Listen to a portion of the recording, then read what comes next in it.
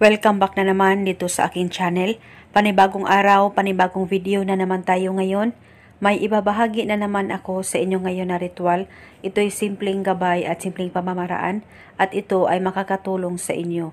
At kung bago sa channel ko, ay huwag niyo pong kalimutang mag-subscribe at pindutin ang notification bell para palagi kayong updated sa mga bago kong videos.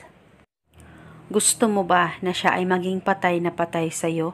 At gusto mo rin ba na ikaw ay palaging tatawagan niya? Kahit malayo o malapit man kayo sa isa't isa. Gawin mo lamang itong ritual na ibabahagi ko sa inyo ngayon. Dapat kayo ay palaging naniniwala sa mga ganitong pamamaraan. At dapat hindi kayo nagdududa o nagdadalawang isip na gawin ito. At pwede mong gawin itong ritual sa kahit na anong araw o oras na gusto niyo. Ang gagawin mo lamang ay kumuha ka lamang ng papel at panulat, kahit anong kulay na panulat ay pwedeng gamitin. At pagkatapos, isulat mo sa maliit na papel ang pangalan at apelyido ng target ng isang beses.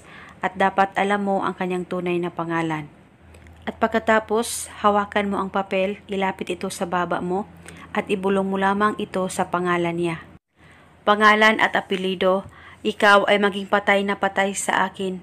At ako ay iyong tatawagan palagi, malayo o malapit man tayo sa isa't isa. Ibulong mo lamang ito ng 3 beses. At pagkatapos ay tupiin mo ng kahit 3 tupi ang papel at pwede ito ilagay sa likod ng case ng cellphone mo o di kaya sa wallet mo. At itago ito hanggang kailan mo gusto. At pwedeng hindi mo na ito bulungan araw-araw at kung gusto mo naman itong bulungan ay okay po, wala pong problema.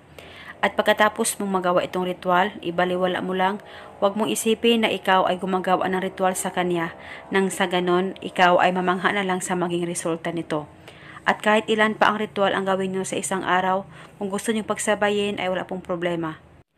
At eto muna sa ngayon, maraming salamat po sa panonood.